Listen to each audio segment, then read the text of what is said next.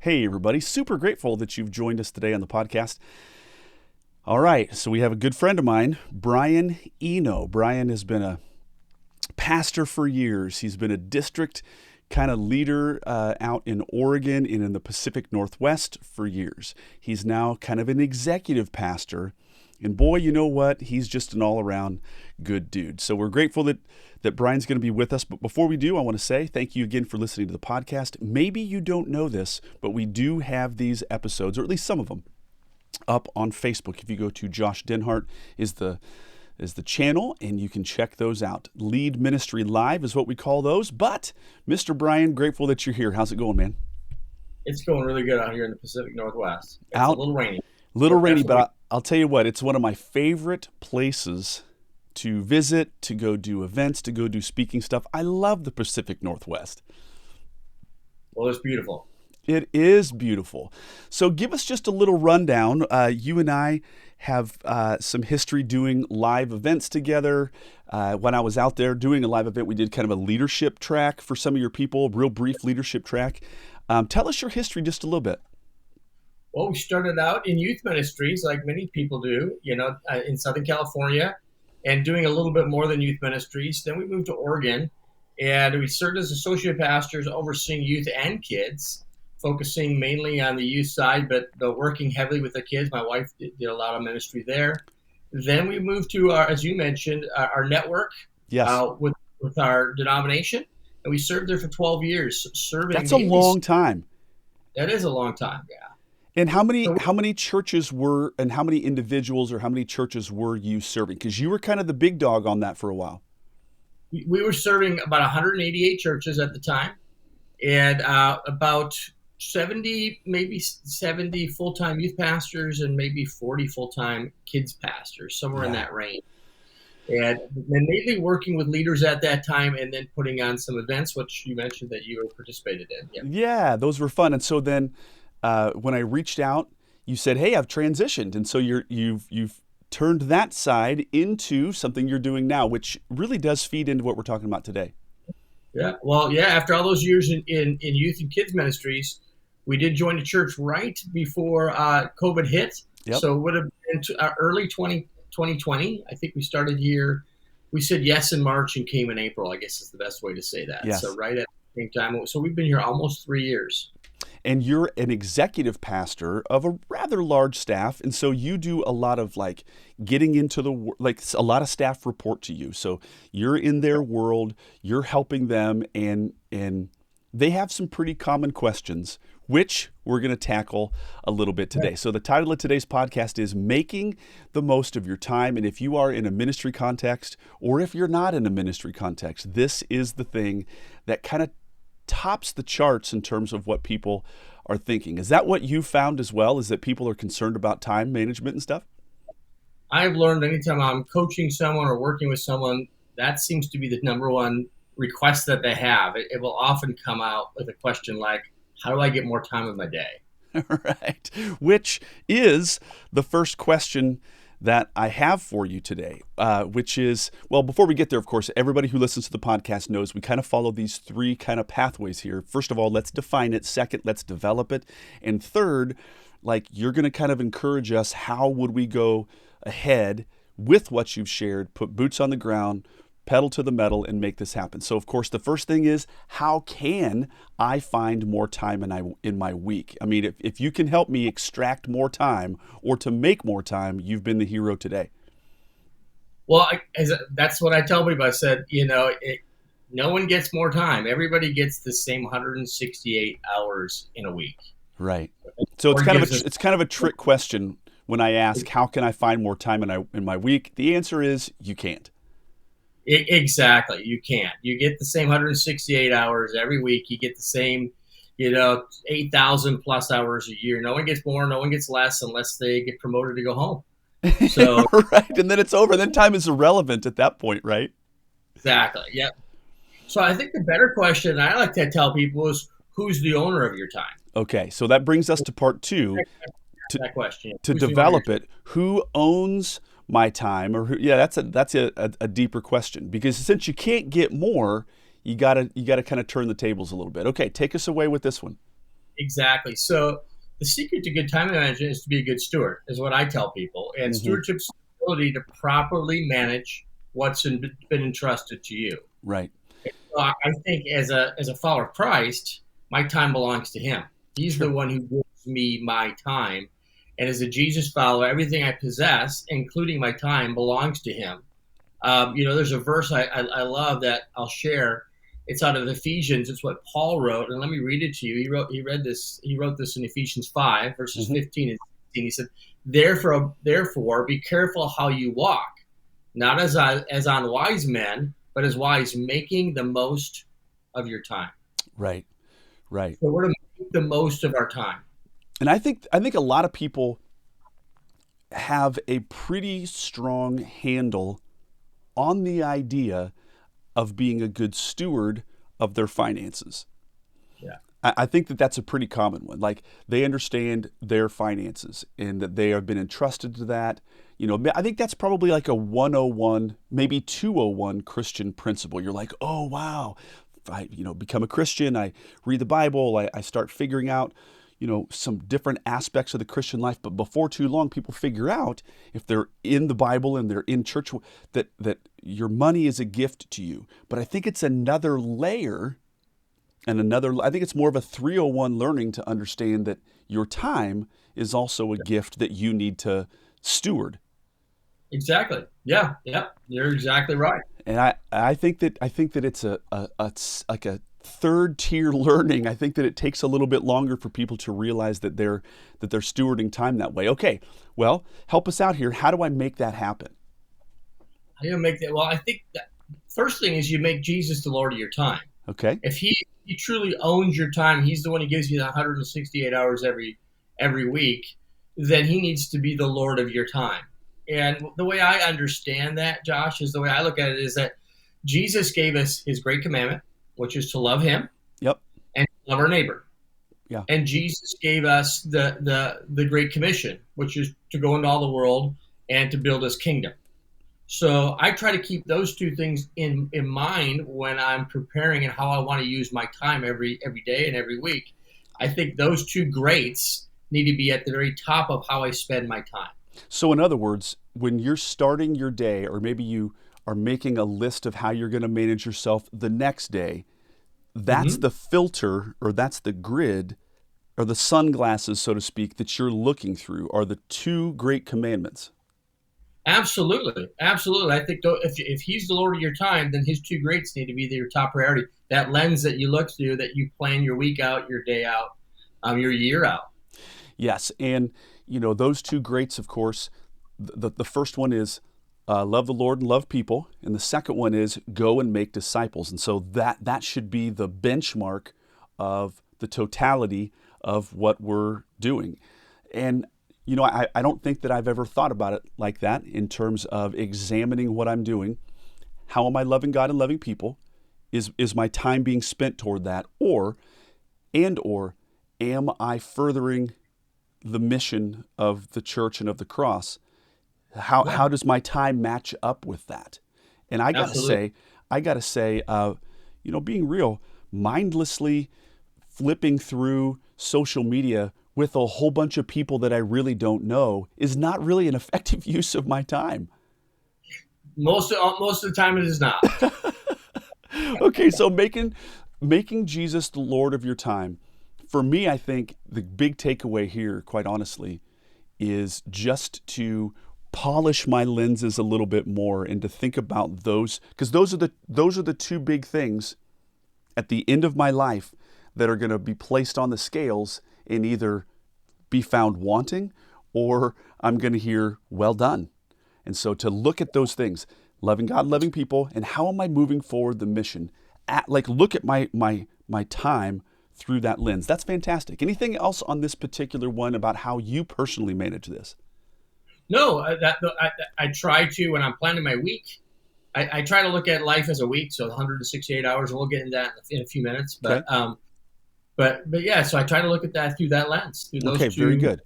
Now, I as we were preparing for this, you threw out here one of the big things for you and one of the ways that you teach and educate others who are under your leadership or who are looking to you for coaching and life coaching, you say this Gordon MacDonald's 4 laws of unseized time. Now, this is a new one for me, so I'm all ears.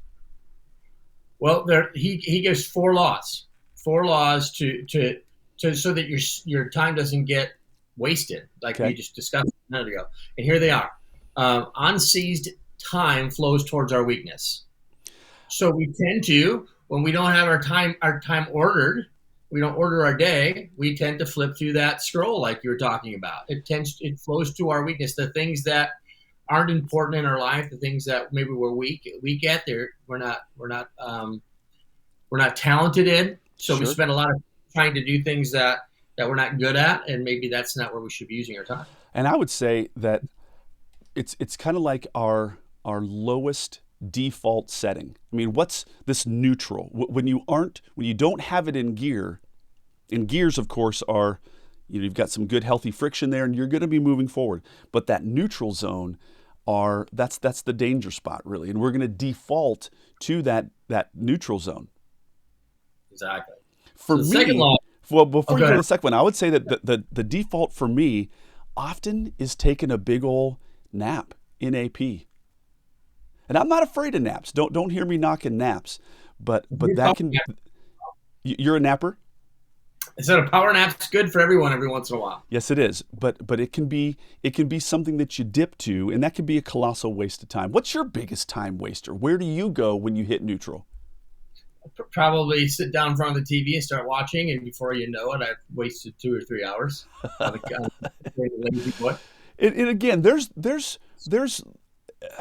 health to unplugging a little bit, but you got to be careful though. Okay, give us the next one. Unseized time comes under the influence of dominant people in your life. This is a really important one, because what I've discovered is if you don't order your day, someone else will order it, and it won't be the way you want it ordered. Yes. I think that's true. In other words, there are people who we find in our lives who really know where they're going, and they are seeking to maximize their time, and their eyes find people, and it's almost as if they say, hey, I want to let you know God's will for your life. Right? And they're so eager to maximize their time that they're willing to enlist or command or demand somebody to help them accomplish their stuff. Yeah, you're right. And the interesting thing for me is there's a proverb that comes to my mind. The slack hand will be put to forced labor, but the hand of the diligent will rule. So the slack hand will be put to forced labor. Somebody is going to come along and tell them what to do and start giving them marching orders. But the hand of the diligent, they're going to be their own boss. They're going to rule. Between you and I don't want to be told what to do. I actually want to, I don't know, man. I don't know if anybody does, but I have an adverse reaction to that. So I want to be diligent enough that I have been, calling my own shots if I can. Even if I have a superior or a boss, I want to be so diligent that I'm calling my own shots. Well, and in ministry, which the context we're kind of talking about, I know others will be listening. Sure. But in ministry, in most cases, people do order their own time. They get to schedule their day and how they want to do it. But if they don't seize that time, those dominant people will come in and take control. That's right. And, I would say this, to those who are given much is expected. And there's often, now you are a leader of other leaders. In other words, you're the executive pastor. You've got 8 or 10 people who report directly to you. Now, I don't know whether these guys and gals are going to listen to this or not, and I'm not going to put you on the spot in any kind of awkward way, but when their time isn't being utilized, how does that make you feel? Because you're their boss. Well, it makes me feel like we're not doing well as a church. The way I see it is, we have lots of bosses. Mm-hmm. Obviously, our lead pastor is our boss. But every person sitting in that pew, we serve.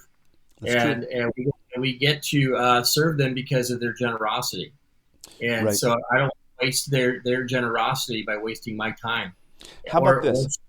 theirs. How about this? What would you say in terms of, as you're looking around, and Brian Eno is looking around at his reports and looking around at the church, it's your job to ensure that efficiency and diligence is being applied. How can you kind of tell when it's not? What's that look like? Oh man,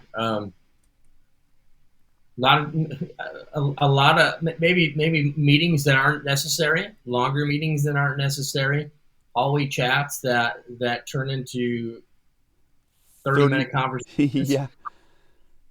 phone calls that could have been 15 minutes that turn into 30 minutes. So there's a lot. It just depends on the context of it. Of course, of course. And I would say that there's another law, and I can't remember exactly what it is, but there's a law that says the amount of time that you dedicate towards something is the amount of time that that task will fill. So if I've given myself a 7-minute window for a phone call, I'm probably going to make that a 7-minute phone call. If I don't have any barrier for it, or if I have a 30-minute phone call, it's probably going to fill that. If I have an hour-long meeting, the meeting's probably going to go an hour. If I set it at 30, we're going to make it in 30, right? Yeah. So that's very, very interesting. I don't want people to tell me what to do. However, when I was a boss of people and I saw diligence, diligence, diligence, and that guy looks like he's resting on a shovel, I had things that I wasn't able to get to that I handed to that person. So I never wanted to be the guy that other people saw as resting on a shovel, because that is like a big red flag to go, hey, give me more work. No, don't want that. I don't want that. Good. Okay, number 3, Gordon McDonald's 4 laws. Let's hear number 3. He says on seized time surrenders to the demands of the emergencies. Tell us about that, because this is a real passion area for me. Well, the way I see it and understand that law is, again, if you don't seize your time, you haven't ordered your day, then every emergency is going to grab your attention. And what I've discovered in life is that someone else's emergency doesn't necessarily need to be your emergency. Yes, and I would say that I've actually used that phrase with other leaders, including, as respectfully as I could, even my superiors, where I would say, hey, listen, it seems as if your poor planning is now becoming my emergency. Your poor planning is becoming my emergency, and I'm not comfortable with that. And so, here's another one. There's a great author and leader, his name is Rory Vaden. Rory, Rory Vaden, Vaden, and he's got a number of books. I would really encourage people to check him out. And he says that, we all know what ROI means. We're talking about money. We're talking about return on investment. You invest some money, you're going to want something back. Well, instead of ROI, he calls it ROTI, return on time invested. And so he said, if you put in and front load a whole bunch of time, then you're going to build a system that's going to be kicking you back out time dividends. And so that's a concept that I want to preemptively stop chaos or emergencies by creating systems that solve problems ahead of me. Or I want to be so organized that when an emergency happens, I've got plenty of margin, right? Yeah. And I would say, Brian, that the thing that I have found in coaching leaders all across the country is the number one, and not only just coaching leaders, but going to different churches around the country, I've noticed that lack of organization is in my opinion, the single biggest pain point that people don't see but is crushing them. And I think that that's a time killer. Yeah. Well, give us number 4, my man. Number 4 is on seized time gets invested in things that gain public acclamations. Okay, say that again. I need to process that. On seized time gets invested in things that gain public acclamations. In other words, if you don't give your time, you're going to be looking for things that get the pat on the back all the time. Understood. This really applies to people who are people pleasers, especially. Yes. So in other words, I heard this from a fella not all too long ago. He said that we move toward the applause. We move toward the applause. And often it's the things that are not being applauded that are the things that we actually ought to be doing. Yeah, that's true. Some of those secret listen, I'm not going to get applauded for making a baptism spreadsheet where I put in the date of baptism and all the other tasks for baptism are automatically solved for me because I manically created a spreadsheet, right? Nobody's going to applaud that. But they're going to applaud when I'm present at a baptism service, right? And so that's very interesting. How have you seen that play out where unseized time is going to go toward the applause? How have you seen that play out? Well, I've seen where people, like you said, they run to where the applause is. So if they're people pleasers or they're looking for that public acclamation, they're going to tend to run to wherever they're going to be seen and neglect the things that are important, maybe more important, that need to be done in the unseen world. Yeah. Much like you described. Yes. Organizing and planning and maybe preparing your teaching if you're a teacher or if you're a kid pastor and you have to prepare some craft and instead you were busy doing things that got public acclamation. Now on Sunday morning, Wednesday night, whatever day it is, you're not ready. Yeah, I've seen that so many times. And I would say that, tell me what you think about this. In my opinion, 80% of the ministry is office work and 20% of the ministry is with people. That's in other words, 20% is when the body is gathered, maybe a Sunday morning or a or Wednesday evening, and 80% is the body dispersed. What do you think about that? I think that's probably not. I think that's probably accurate. I would just say it probably depends on your role too. It does. There's some roles that require you to be with people more, and there's some assignments and roles that you have that require you to be with people less. Yes. So I think the assignment probably plays into that too, but I do think that it probably is leaned more towards office work versus people work in most cases. Yeah, and the funny thing is that when I succeed and excel at the office work, which by the way is typically not applauded, I'm positioned super well to dominate at the percentage when I'm with people where the applause might be given. Does that make sense to you?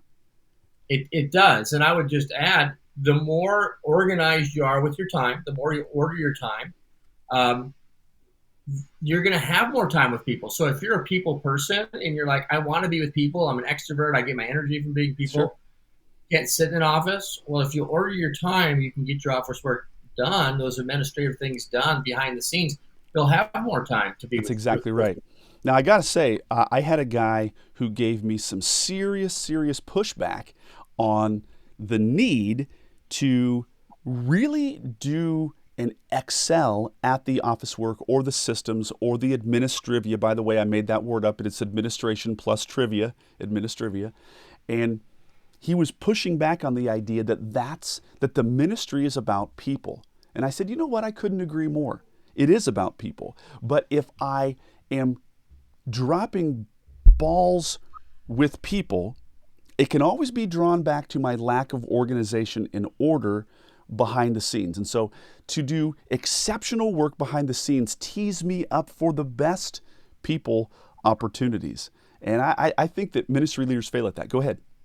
Well, and I would just say too, I think we're naive to say that when I'm doing work in my office, preparing a teaching, sure, creating a system, that I'm not serving people. I am serving people. You sure are. So I'm focused on one of the greats. That's right. You know what I'm saying? Okay.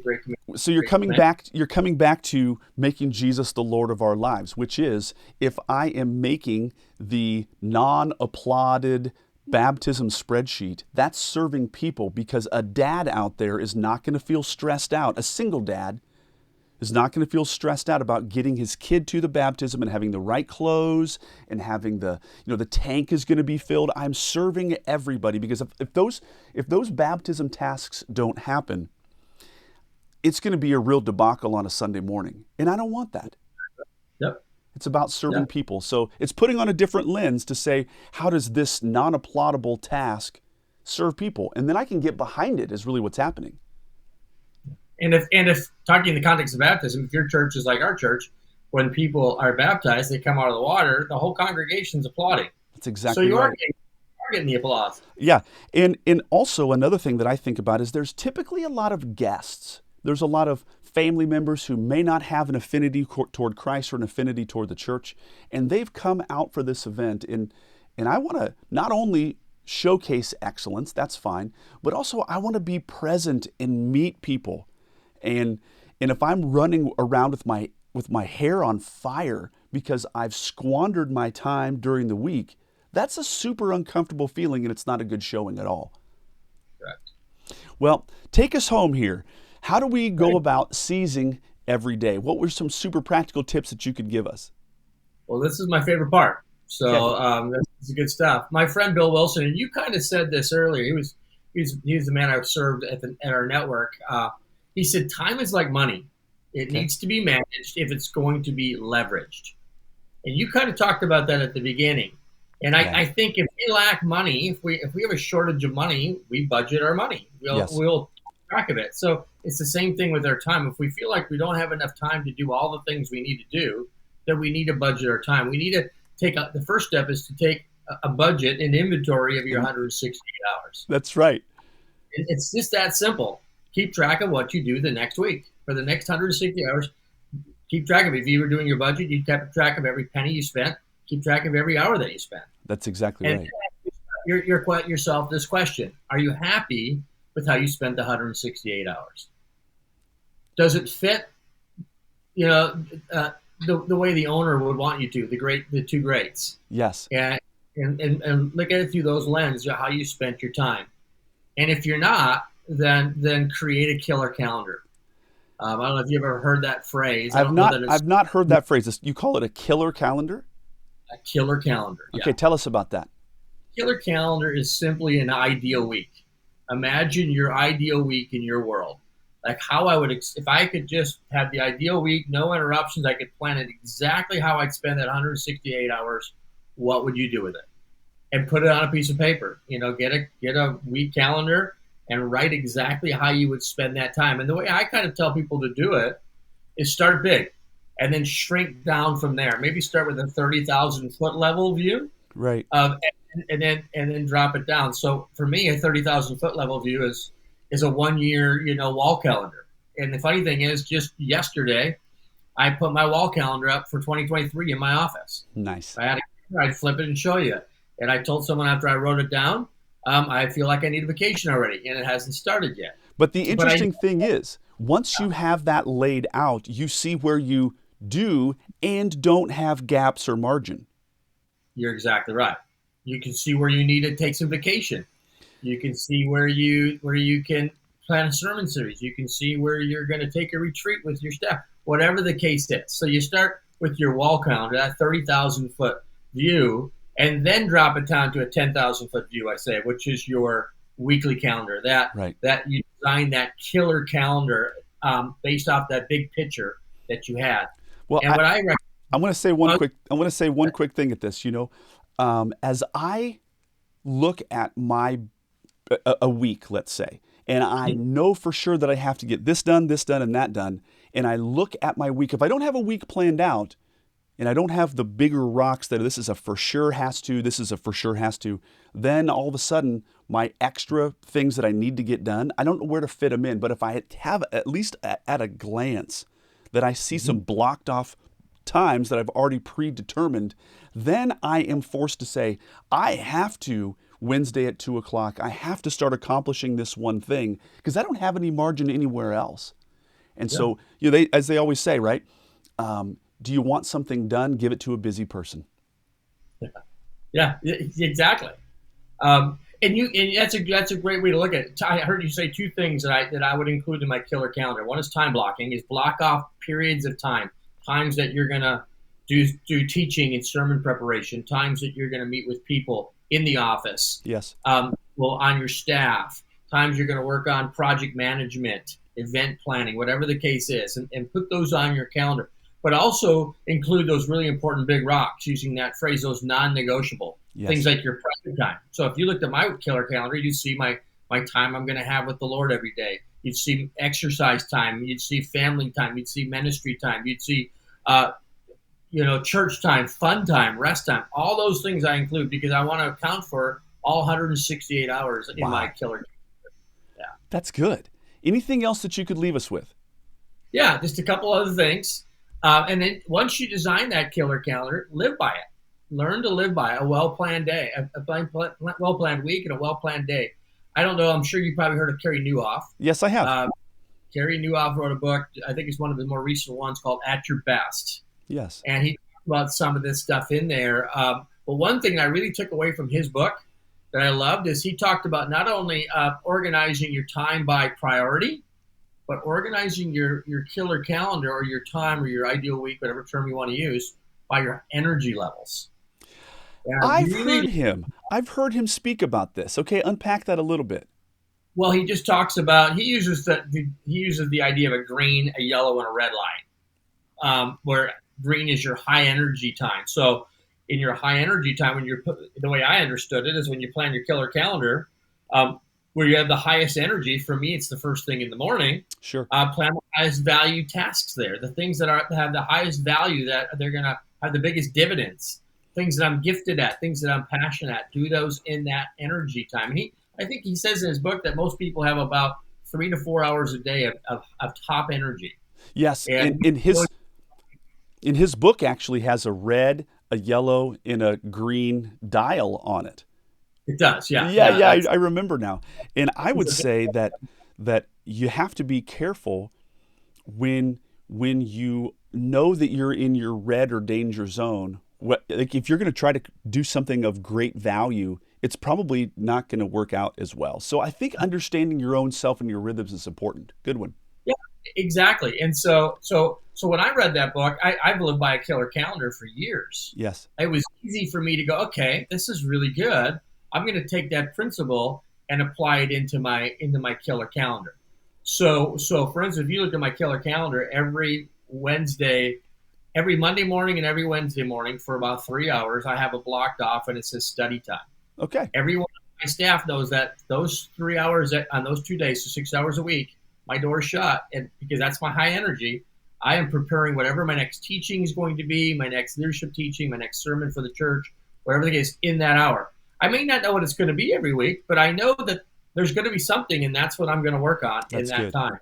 That's good. They'll also blocked out times that I'm going to have staff meetings, so they know where if I'm going to have one-on-ones with them, where they're going to fit. Yes. They where I'm going to work on project management, and those are all based. I started basing those on my energy levels: moderate energy level, moderate value tasks; low energy level, low value tasks, emails, social media. Because the reality, we talked about social media at the beginning, but that's become a part of ministry. It is. You have to attend to it. You just do. So I do it in my low energy, and the time that I have the low energy, and I block out times to do it, so I don't scroll for 5 hours, wasting my time. So other thing, that's a good principle. Yeah, give us the last one. The last one, and then we can go wherever we want. Is know when to say yes and know when to say no. When you're creating that killer calendar, you have to know when to say yes and when to say no, and that goes back to those two lenses. You say yes to the greats, and everything else comes second place to the greats. So yes. That's how I would say that a really wonderful yes will automatically say no to the next 1,000 mediocre things, right? So if I have a really hardcore yes, I've predetermined a whole bunch of no's. And I got to say, man, I have a bias towards no. Now, I'm a yes guy, man. I'm a yes face and all of it, but I've had to learn that, well, I'll put it this way, and I think that you would probably affirm this. Anybody who's had any level of success in their life, other people are wanting to have some of that success. And so if you're not careful, other people are going to be glomming onto you, and you have to learn to say no based on what your calling is and those two greats. Well, exactly. Once you create the killer calendar and you share it with your staff, which is what I do, so they all know what my killer calendar looks like. Yes. That says no in itself, because they already know that I'm not going to meet with them Monday morning because I've already got an appointment that time. I'm studying. Yes. In other words, you're preemptively stopping the abuse of walk-ins. Those demanding people that I think it's the second law of McDonald. Yes. That the demanding people will order your day for you if you don't seize it. Yes. So now all of a sudden those walk-ins, they're scheduled times for walk-ins, if you can say that. That's it. Brian, this is good stuff. And I if I have a takeaway, it's going to be looking at my life and my energy levels and rethinking some of those things. This has been good. Brian, I'm so grateful that we got to reconnect. Yes. Thank you for being on the podcast, my friend. Thank you, Josh, for inviting me. Yeah, it's been a pleasure. Absolutely. Well, gang, thank you guys so much. This has been yet another episode of the Lead Volunteers podcast, and I think that you should take a look at your 168 hours as well. Gang, thank you guys so much, and we'll catch you on the next one.